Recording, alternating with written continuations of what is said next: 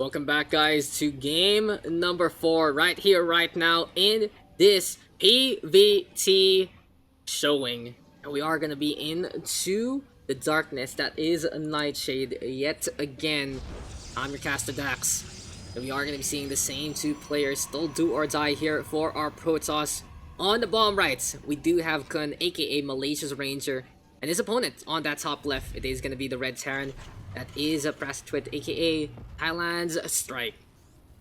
So the best of Malaysia versus the best of Thailand in this PVT. In that last game, finally, Ranger able to win one back. Getting those disruptors to get some good hits, good compositions as well. Going the High Templar a lot earlier, and StriKE might be forced to turn things around and change things up in terms of his unit composition. Third time in a row he went for that bio, and that is going to be Ranger dealing with it with style. It was a tough fought match as well though. The medevac drops absolutely essential for StriKE to keep things up, to keep things close, and maybe even get on ahead.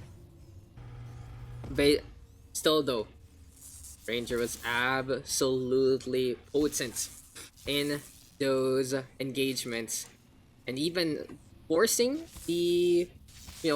those planes to stay on the other side. And a Reaper right now being built in this scenario.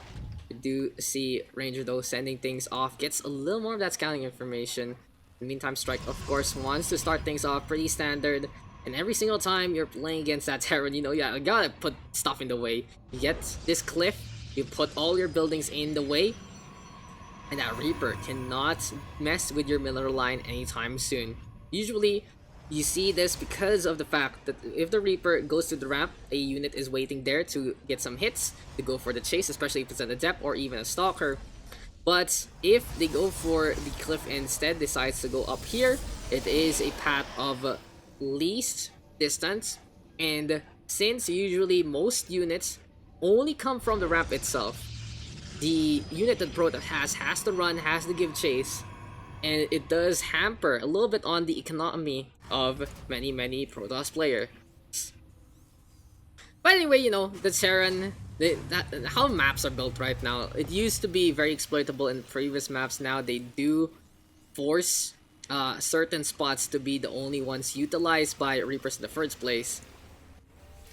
But still, you want to start things off because those are very quick units to begin with. Now, still, we are going to see StriKE go for that proxy starport instead, Stargate in the meantime in behind, so it might be a battle of air for two players. Nightshade of course does have a few similarities to Triton in terms of those ramps, but every third base is just so dangerous. Here on the forward placement, here on the back, both of them on that low ground, it takes a while to defend, it takes a while to send reinforcements.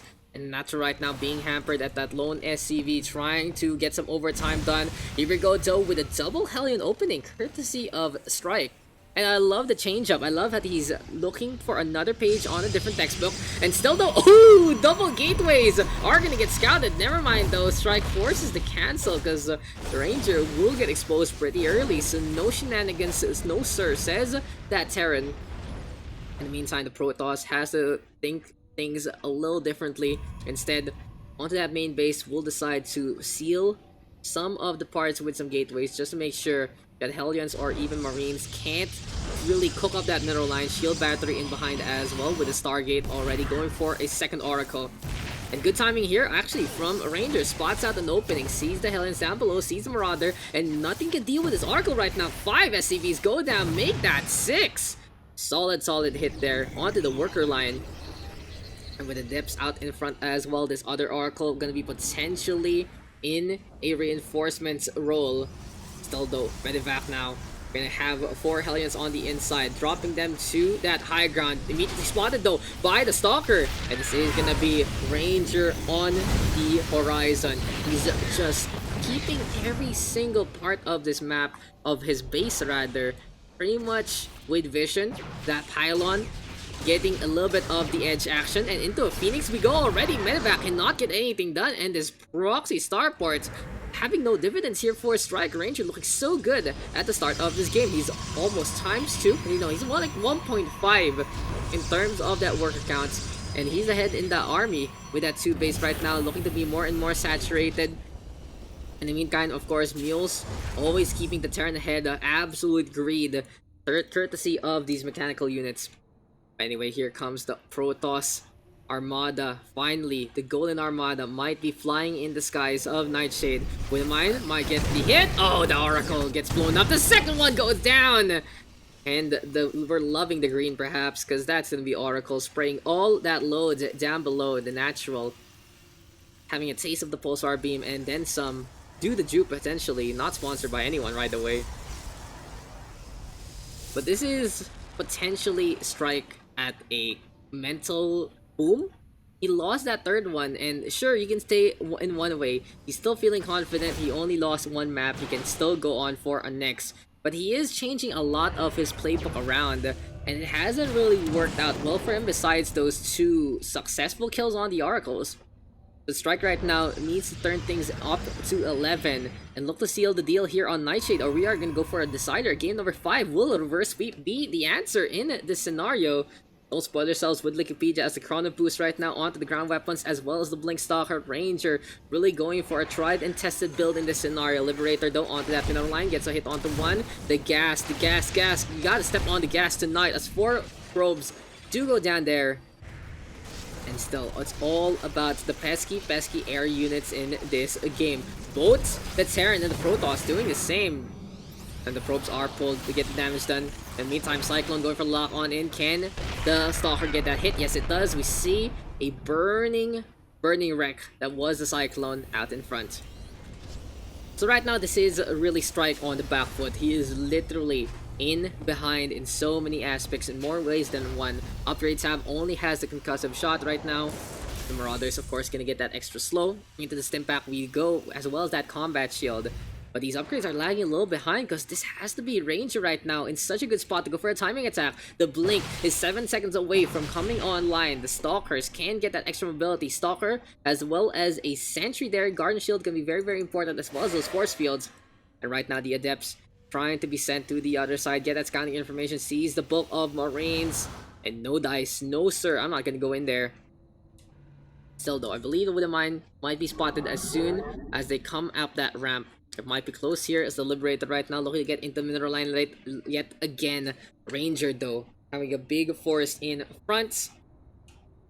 In the meantime, here comes the Marines looking for a scout or 2, maybe a field promotion along the way. Immediately torn apart, and I believe Ranger actually heard that. The lock in there from that with a mine will decide to back on out, go somewhere else. Because here comes the Liberator, so pesky, delivering freedom from who. You really can say a lot of things about the Liberator and what it entails as a unit, as a, as America, guys. But we're not gonna get into that. We're gonna talk about Combat Shield instead. It's only fun to see these Marines get a shield. It's just there on their shoulder. It's like, hey, we can use this if we're aiming. It's super cool. And Medivacs, of course, up in the air. Now, the thing to note, StriKE has gone back to his tried and tested build. After looking into mech, looking to go for a proxy starports, hasn't really panned out, and due to this deviation, he is behind in terms of his own build order. 9 minutes in, almost 9 minutes rather, he is heavily behind on that worker, evening things up on that army, but he is now the one behind in terms of the +1 race, because the Ranger got the +1 ground weapons a while ago already, going for that +1 on the armor as well. Thermal Lance gonna be a good component of any kind of Protoss composition. Extending that range, getting more DPS all throughout, keeping that Colossus alive as probes are caught yet again. But right now, does Ranger actually see this army coming? Yes, he does, because his army is split thanks to that hating. And the Adept will fall. The Stalker trying to get on the way as well. Immortal already popping that barrier passively. And here comes the Colossus. Oh, Revelation as well. Going to be able to see everywhere they're going. Where the mines are spotted at the same time. Will the Adept be the sacrifices? Might be a big hit onto the Stalkers. And 2 go down to already half HP. The Revelation though spotting every single move these Medivacs make. And the Marines gonna be dropped on down. Do or die time here for this bio push, for this bio composition. And this really is Starship Troopers trying to fly on away. The Revelation yet again so potent. The Phoenix are there, the Blink Stalkers giving chase. And this is a horror movie for everyone except the Protoss. It's time for the Great Reckoning. It's time to barbecue some Marines and Marauders. And it's time to clean things up. Revelation. You know, guys, a book in the Bible and a book in the playbook of the Protoss itself. Chapter 7. Kill workers and see everything. These oracles, man, just such good utility units. It's very hard to micro though, and really the best of the best Protoss players are able to be very effective with these status wars. Such a big pest. Revelation, such a strong buff, debuff rather. And at the same time, Pulsar Beam, there you go, you already see what it does. It cooks these workers so handily. And Nightshade right now looking a shade better for that Protoss. Colossi yet again though out in front. One might go down, yes it does. But the Zealots still keeping the DPS going. Charge, very effective for this front line. And such a good call here and now for Ranger. Its composition a lot more balanced compared to game number 2. We go for the recall right now, of course, wants to keep the Colossi alive. They're very expensive units. The Phoenix can get out as well. And in the meantime, whatever it was here, it seems like it has been stopped by the Protoss coming back. And Ranger right now coming back as much as possible. This is so precarious for StriKE right now. His chances to move on to the next stage of the little bracket dwindling with every single win that Ranger takes. Sure, he is the one ahead, and Ranger knows this. Ranger cannot afford to make any mistakes, and you can really see Clutch is a big factor in these scenarios, but this is funny to see the Marine really chasing off that Colossus. Where is it going? Might just run into its demise. Instead, the factory is still floating, and never mind, it's the Marine dying instead. There we go with the scan. Get a little more of that vision. Just try to get a count of what's coming his way. Anyway, right now, Ghost Academy being built as we see some more SCVs. Oh, it's a DT! It's a DT! The Dark Shrine did go up a while ago. And just a perfect infiltration as the supply depots are down in that scenario. 22 SCVs are dead already as DT are on that third base. We were watching the Colossus and the Marine have the 1v1, but apparently it's the worker lines getting torn apart at the seams. It really is a wash cycle gone wrong. Here we go right now. The Phoenixes do get cleaned up. Widow Mines are dead as well. And now in terms of production, Disruptors are going to be into the field. Nova! Oh, huge. Absolutely huge hit there from Ranger. StriKE in the meantime, forced back by those force fields. And this is what I was saying the whole series. Having a more well-balanced composition, really working out here for Ranger. He fell for the cheese on the first map, sure, that happens. On the second one though, staying way too long on that Blink Stalker, not getting anything else. On that third one, a lot better. Went for the High Templar Archon with the Disruptors, and this time Sentries, Zealots, Blink Stalker, Disruptors, and Colossi. All and so effective use of the force fields in that previous engagement. Right now though, not the best here for Ranger. StriKE finding an opportunity to go for the attack. Vikings though just getting flown into their oblivion. And this has to be the +2 coming online. They can't Ranger turn things around and turn back time. Look his opponent in the eye and go for the fight instead. +2 on armor versus +2 on those infantry. But still, the Zealots are a lot tankier than you would expect. They're gonna be out in front right now, getting some DPS going. Dark Templar, extra DPS as well. And these are assassins waiting in the shadows. Finally, though, we get the scan. Energy is forced on now. Starter step action here and now. And GG is called. Ranger able to take the win here, and now StriKE unable to keep up, unable to play his normal game because he started things off on the wrong foot. He got everything he had stopped, and this time Ranger's components all came together. This was perfectly the recipe that the Protoss was looking for.